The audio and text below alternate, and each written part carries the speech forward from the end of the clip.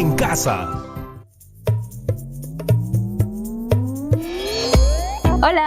Hola a mis amigas y amigos del cuarto. Llegamos al final de la semana y en este episodio de Aprendo en Casa conversaremos sobre quiénes contribuyeron a la independencia de nuestro país.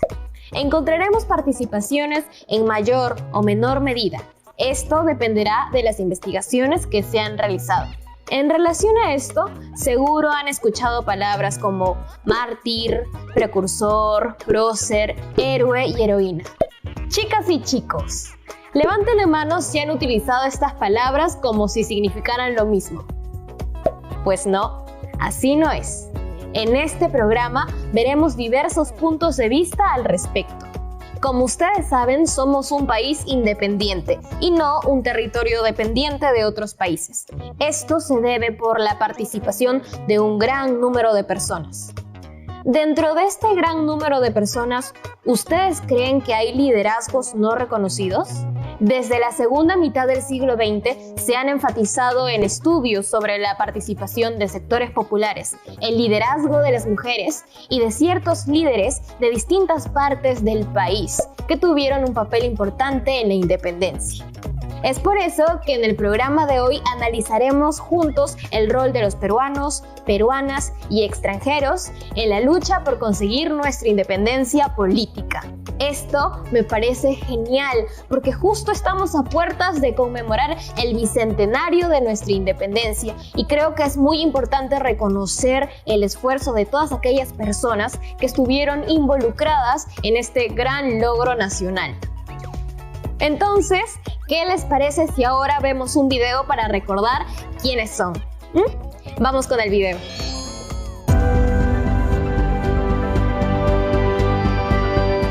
Nos acercamos a celebrar el bicentenario de nuestra independencia. Y es importante resaltar que la independencia peruana fue un proceso. No solamente un conjunto de acontecimientos aislados, como el 28 de julio de 1821 con la proclamación hecha por San Martín en Lima, o el 9 de diciembre de 1824 con la batalla en las Pampas de Ayacucho. No, nada de eso.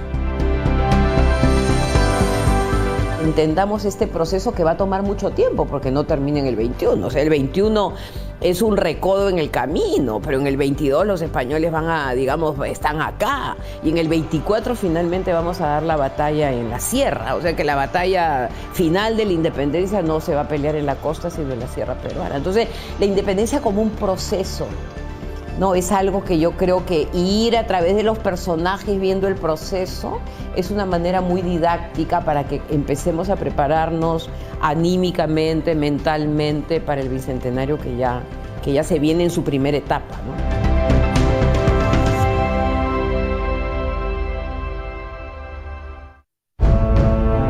Entonces, la independencia del Perú fue un largo proceso que se inició muchos años antes que la llegada de San Martín o Bolívar.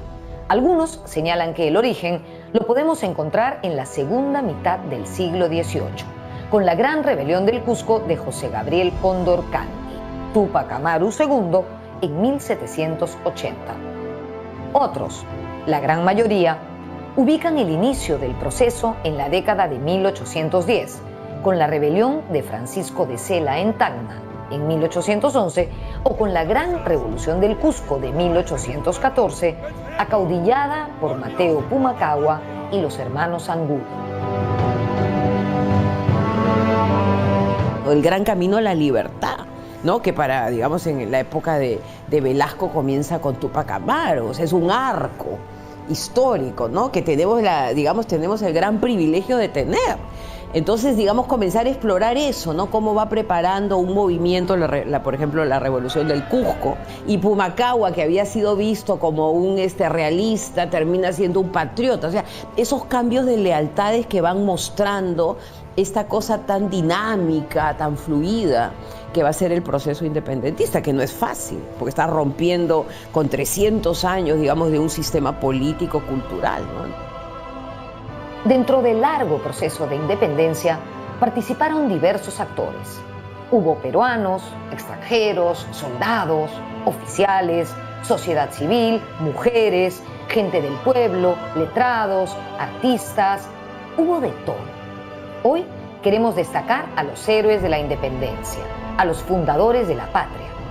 Conocemos muchos nombres propios, pero también existe toda una legión de anónimos, de gente que participó, pero que no quedaron inscritos en los partes de guerra, ni en los documentos, o los que tal vez su recuerdo se perdió con el pasar de los años. Todos ellos son también nuestros héroes.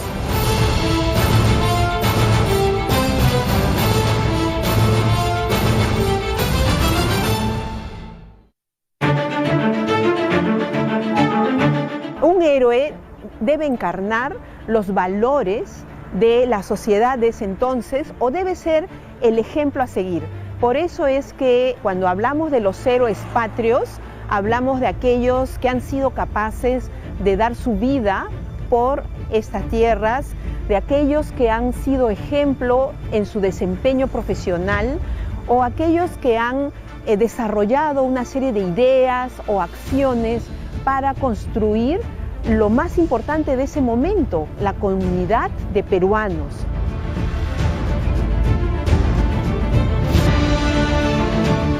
Todas, hombres y mujeres, son patriotas. Quieren a su Perú libre. De repente el concepto de patria, como dije antes, no es el concepto de mi casa, de mi terreno, de mis ovejas, de mis ganados.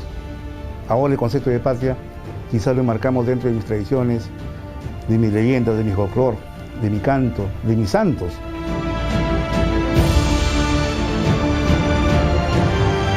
Yo recuerdo siempre que en la época aquella, para los que son muy jóvenes, se usaban pues las láminas Navarrete para hacer las asignaciones de los colegios.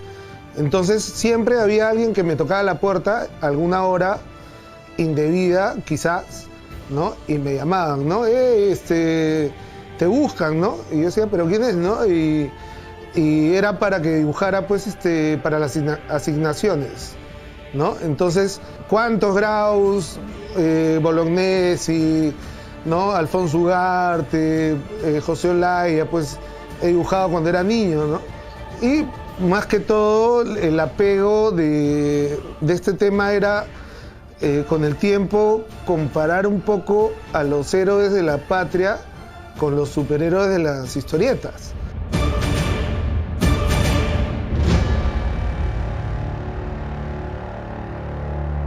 Ahora, si bien es frecuente incluir a todos estos personajes bajo la denominación de héroes, podemos entrar más en detalle y distinguirlos en varias categorías. Bueno, hay 4 conceptos que siempre se manejan, ¿no? Y que hemos manejado desde el colegio, que son prócer, precursor, mártir y héroe, ¿no? Y aunque se pueden superponer, pero yo creo que tenemos ejemplos muy precisos.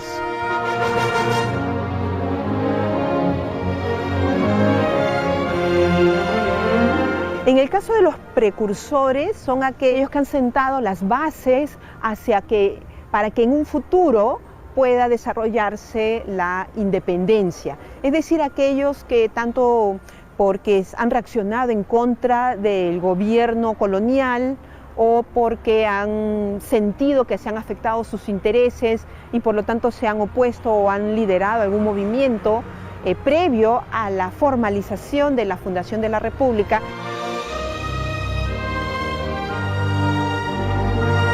Juan Pablo Vizcarra y Guzmán es un precursor porque, digamos, él ya va preparando el camino, digamos, el imperio ya está haciendo sus reformas, expulsan a los jesuitas, él sale dentro de los expulsados, muy jovencito, muy bien preparado en las humanidades, y digamos, el desarraigo, ¿no? Esto que Bolívar más adelante va a desarrollar, ¿no? Que España es una madrastra que trata mal a sus hijos.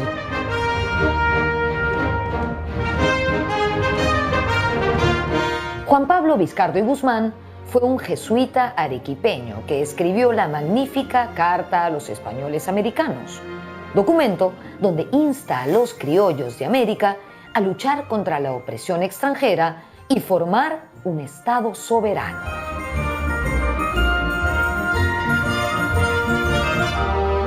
La carta de Vizcarra y Guzmán, que es una carta que, digamos, la llevan los revolucionarios por toda Latinoamérica, cuando están haciendo Miranda, por ejemplo, lleva su pequeña imprenta donde está imprimiendo las cartas para repartirlas. Entonces, el nuevo mundo es nuestra patria y su historia es la nuestra, ¿no? Entonces, yo me acuerdo siempre esa frase tan poderosa que ya te va mostrando el camino de los españoles americanos, ¿no? Que no somos parte de ellos, somos algo diferente.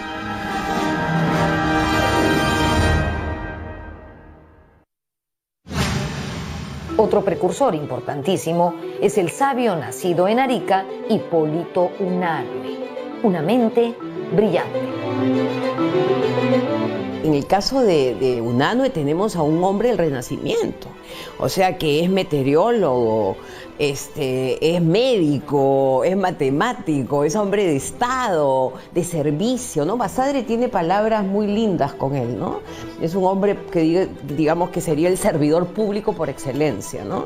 Y dice, es un hombre bueno, que no estuvo disputando el poder, pero que lo llamaban, porque tenía, digamos, este insumo cultural que lo va a necesitar San Martín, Bolívar, los virreyes, ¿no? Entonces, un hombre que hace toda la transición entre el sistema virreinal y el sistema republicano, que me parece que es interesante también.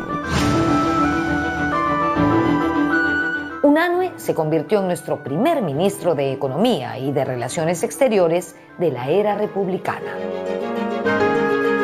Cuando se instala el primer Congreso Constituyente, pero digamos, él es el hombre que ve al Perú como una continuidad. Él está viendo que el Estado peruano, ¿no? Este ente que es el Perú, que ya comienza a aparecer desde las páginas del Mercurio, en las que él aparece también, la idea del Perú, digamos, el Perú va más allá de las administraciones, ¿no? Es un hombre de Estado. Manda él a los diplomáticos, la primera misión peruana.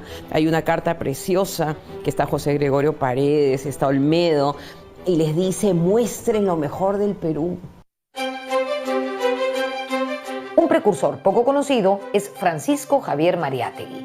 Él integró el primer Congreso Constituyente, fue ministro de Relaciones Exteriores y presidente de la Corte Suprema. Tenemos a Francisco Javier Mariátegui, que fue abogado, que fue además diputado, ha sido miembro del Ejecutivo y también del Poder Judicial. A él fueron los abogados los que van a designarle un espacio especial en su gremio. Él va a ser uno de los padres fundadores para estos abogados.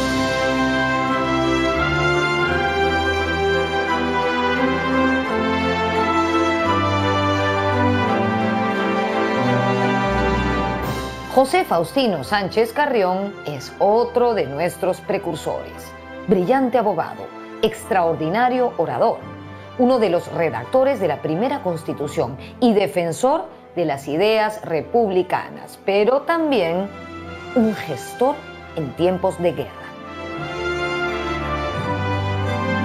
El papel que tiene Sánchez Carrión en formar las maquinarias militares que van a servir posteriormente para el triunfo en Ayacucho, ¿no? Entonces él se va a Huamachuco, presta su casa para que Bolívar se hospede ahí. En Huamachuco se da, digamos, la primera ceremonia en la que se va a dar, digamos, esta cosa de lealtad a la patria, ¿no? Entonces hay peruanos que están trabajando. Yo creo que el trabajo de él ha sido poco relevado, porque toda la gloria se la lleva Bolívar.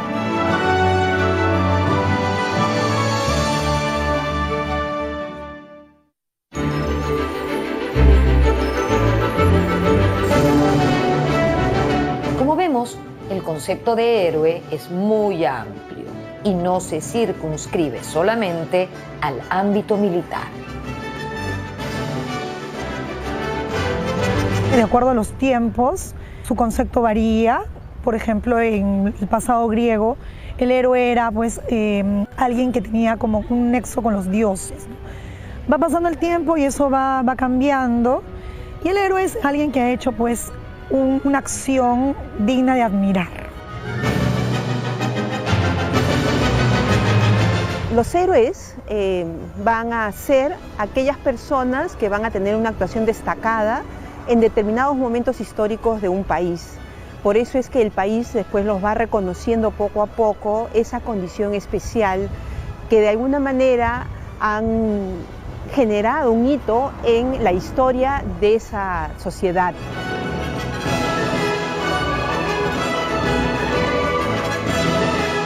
El concepto del héroe nacional se empezó a construir a inicios de la República. En el siglo XIX los héroes fueron construidos porque en realidad el heroísmo es una construcción que forma parte de la época, los estados-nación. Estamos pasando de un momento de identificación con el rey a un momento de identidad con la patria y se necesitaba tener padres fundadores. En ese sentido, en el siglo XIX van a realizarse la aparición de héroes de manera espontánea. La independencia sudamericana tuvo dos grandes líderes extranjeros, José de San Martín y Simón Bolívar, quienes llegaron al Perú para culminar el proceso de emancipación. Ellos estuvieron acompañados por soldados y oficiales extranjeros, muchos de los cuales murieron en el Perú y tuvieron funerales apoteósicos. Hay desfiles, hay peregrinaciones cívicos sagradas y hay mucha difusión de estos actos en los periódicos de ese entonces durante varios días. A eso le llamamos funerales apoteósicos, es decir, la gente va a participar, los funcionarios, los ciudadanos, todos van a asistir y caminar desde el lugar del velorio, pasando por la misa, caminando todos con banda de músicos hasta este cementerio. Esos funerales apoteósicos fueron, por ejemplo, para Mariano Necochea, para Jorge Guillermo Guise, para Guillermo Miller. En este caso, de estos últimos dos que he mencionado, Miller y Guise, fueron sepultados en el cementerio británico que está ubicado en el Callao.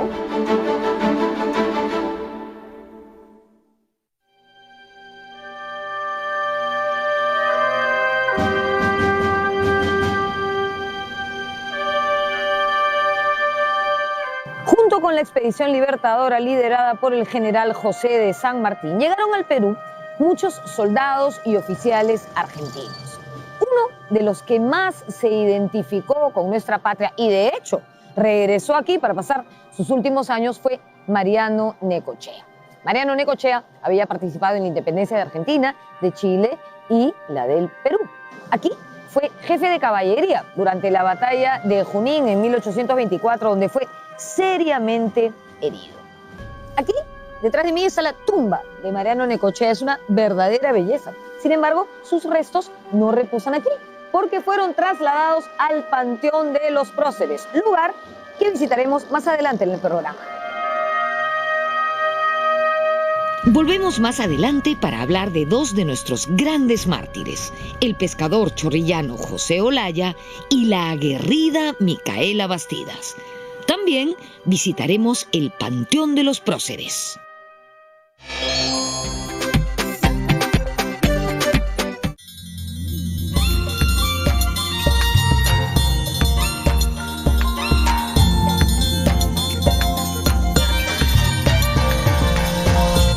TV Perú. Somos todos.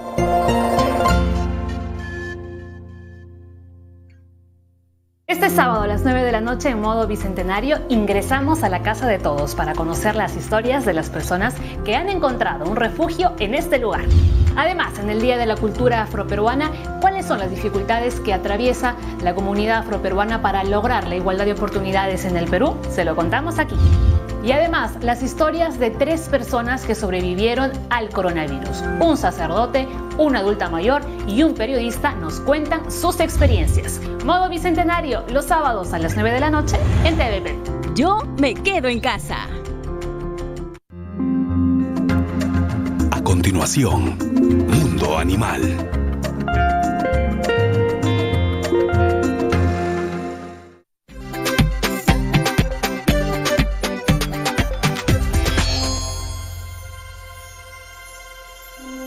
Un héroe peruano de nuestra independencia, poco resaltado y valorado, es Domingo Nieto.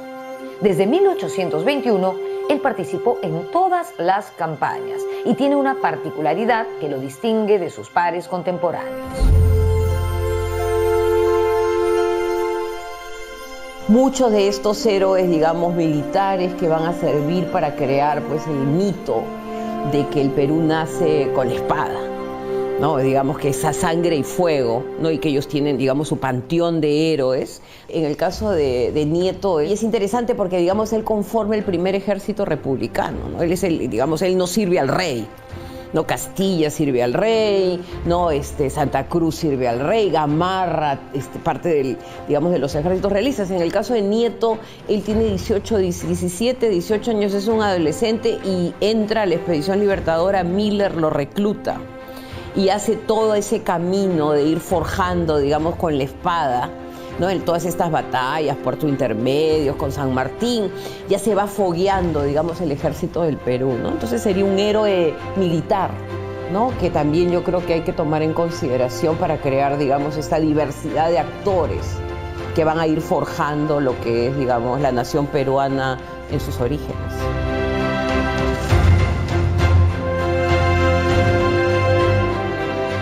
Otro militar importante a destacar es Francisco Vidal.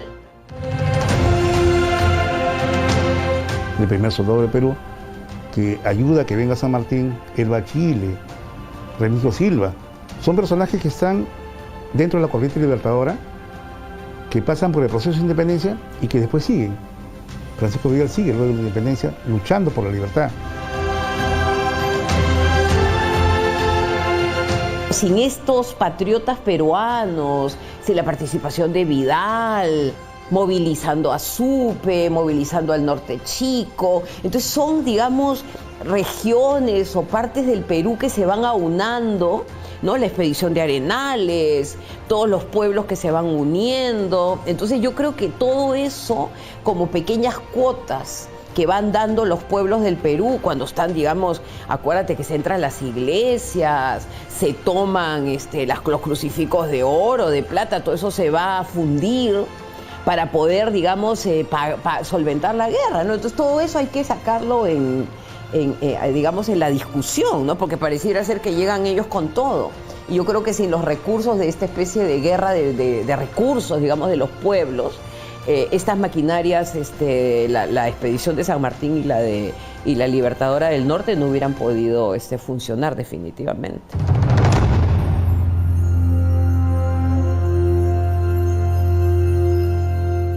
Como estamos viendo, la mayor parte de nuestros héroes fundadores de la independencia no murieron en el campo de batalla, pero ello no merma su valiosa contribución a la causa patriota.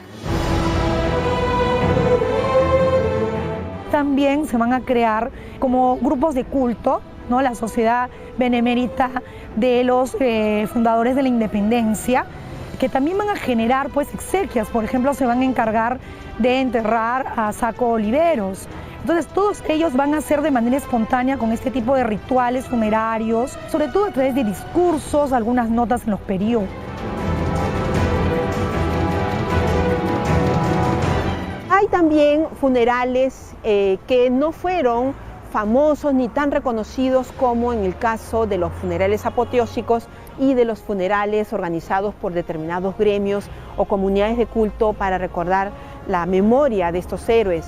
Así murieron con mucha pena y mucho dolor para los seres queridos Bruno Terreros, Faustino Sánchez Carrión, entre otros, que van a ser recordados mucho tiempo después, a partir de los estudios históricos y de que poco a poco su recuerdo va a ir creciendo conforme los valores que ellos van a representar van a ser más importantes para las sociedades entonces.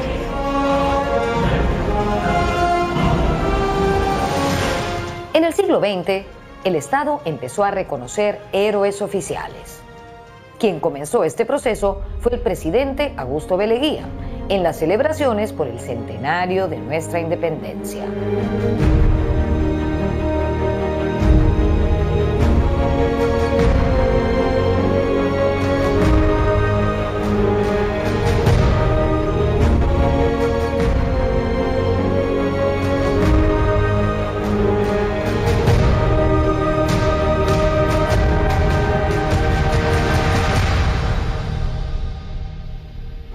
en la capilla de San Carlos, o mejor dicho, en la capilla del Real Colegio de San Carlos, para hablar con mayor propiedad. Se ubica al lado de la casona de San Marcos, en el Parque Universitario. Este lugar, durante el gobierno de Leguía, durante el oncenio de Leguía, se convirtió en el panteón de los próceres. Algo así como el altar de la patria. Y esto tuvo lugar en el contexto de las celebraciones del centenario de nuestra independencia, precisamente en 1924, recordando las batallas de Junín y Ayacucho. Por ejemplo, ahora descansan aquí los restos de Mariano Necochea, del mariscal Miller y del almirante Martín Jorge Guise. Aquí encontramos monumentos, placas y bustos en homenaje a las figuras principales de nuestra gesta libertaria.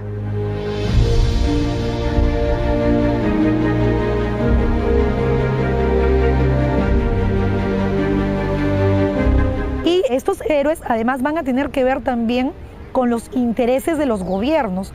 En este caso, que estén vinculados a la medicina, que estén vinculados por ejemplo, la música y también a militares, ¿no? Como Miller. En la época de Leguía se va a construir los héroes oficiales y se van a hacer como nuevas exequias, pero ya de manera pues manejada por el propio Estado.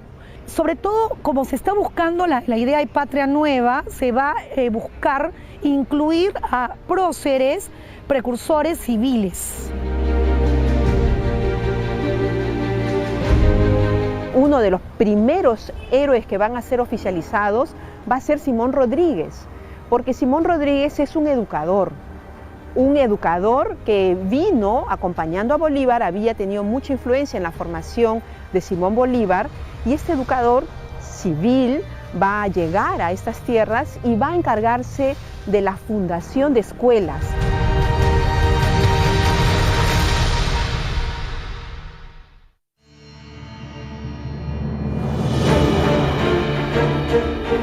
Si bien la definición de prócer es muy vasta y por eso en el Panteón encontramos una gama muy amplia, si queremos mayores detalles, podemos decir que ellos fueron quienes participaron en la lucha directa contra el sistema colonial.